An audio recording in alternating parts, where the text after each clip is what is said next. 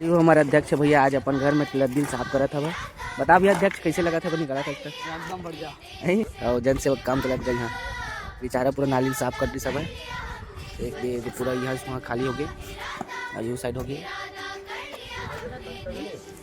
हमने देश से अपने ये वादा कर लिया, हमने स्वच्छ भारत का इरादा कर लिया हमने।